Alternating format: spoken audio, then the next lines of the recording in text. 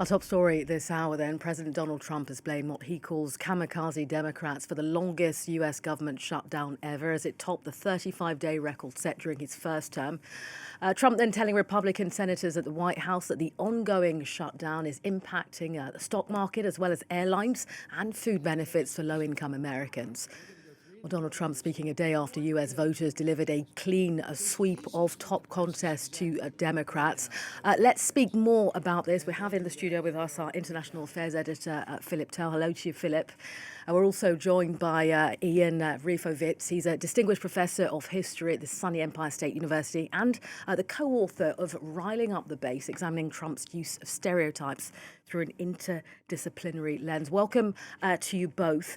Philip, if I start with you there, a lot of blame being levelled by Donald Trump at the Democrats, both for the shutdown, but equally for those losses in a top contest yesterday.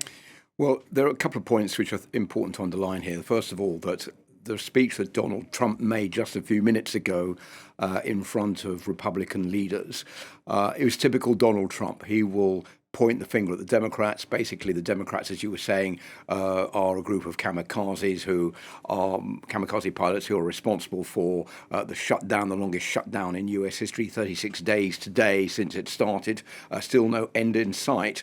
And then saying that basically, as far as the elections were concerned, insinuating over the past couple of days that what the Democrats want to do is to rig the election campaign so that it's going to be false and they will be cheating, and saying basically that these people don't want things to go smoothly. What they want is to cheat. The second point is that there's no questioning. There's no looking in the mirror to wonder why things are going that way. Was it anything to do with Donald Trump's own policies? So it's the typical image of Donald Trump summed up by the fact that after the election victories of the Democrats, he was saying, well, there are two reasons that the Republicans didn't win last night. The first one is because there is this shutdown, which is now in its 36th day. And the second reason is because the name Donald Trump wasn't on the ballot, citing election officials, although we don't know which election officials he was talking about. I mean, Ian, if we bring you in here, we had a Trump that, was keen to fire off in terms of critics towards the Democrats. A rather muted response, though, not the Trump perhaps as jovial as we might always have. And he certainly didn't want to answer questions about those defeats to Democrats. I mean, it's hard to know exactly what's going through his mind at any given moment. I think these results were worse, certainly, than he expected.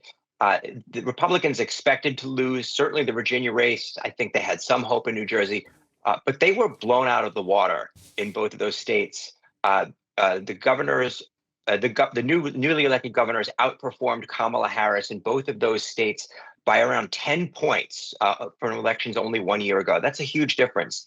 And to miss out on a few other places, Democrats flipped 2 seats in deep red Georgia on an important election commission, and they won those seats 60-40. Next year, there are U.S. Senate elections in Georgia. Democrat John Ossoff is running for re-election in a very tricky state for Democrats is a 50-50 state at best. Democrats won those races 60-40. So if Trump is muted, I think it's because his party did even worse than he expected. I mean, Philip, all of these points to the fact that there's going to be, very competitive midterm primaries coming up. And of course, the pointing, if you will, to the 2028 presidential elections ultimately. Well, I think the big question now is, can this momentum carry on?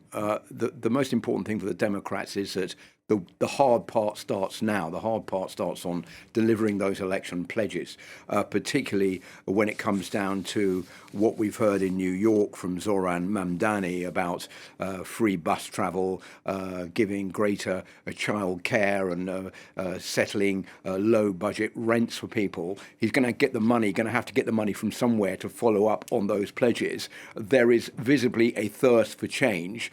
The question is, can what we've seen in New York, which is is a bit like a microstate within the United States, be transferred elsewhere in the US? Is this a sign of momentum that can go to other areas of the US to the detriment of the Republican Party and to the detriment of Donald Trump?